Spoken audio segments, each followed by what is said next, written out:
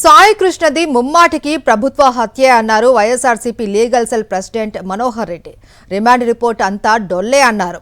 Police big boss ను రక్షించాలి అని చూస్తూ ఉన్నారని ఆరోపించారు.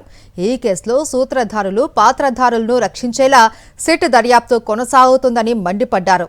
విజయవాడ కమాండ్ కంట్రోల్ సెంటర్లో సీసీ ఫుటేజ్ ఏమైందని ప్రశ్నించారు. తర్వాత ఈ సీసీటీవీ ఫుటేజ్ మాయమైంది అనేదానికి ఎవరు మాయం చేస్తారు?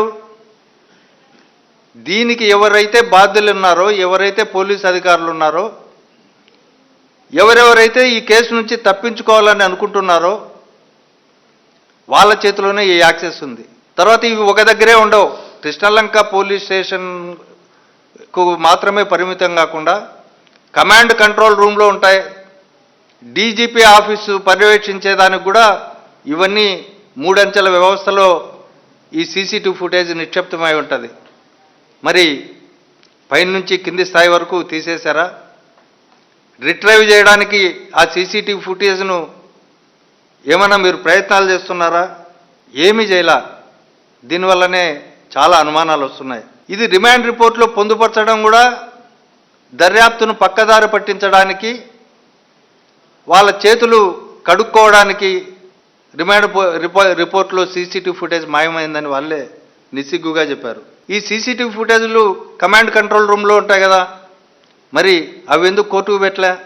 మరి ఫోరెన్సిక్ వాళ్ళని తీసుకొచ్చి ఎందుకు దానిలో రిట్రైవ్ చేయట్లే? ఫుటేజ్ ఏమైంది? కమాండ్ కంట్రోల్ రూమ్లో ఉన్న ఫుటేజ్ ఏమైంది?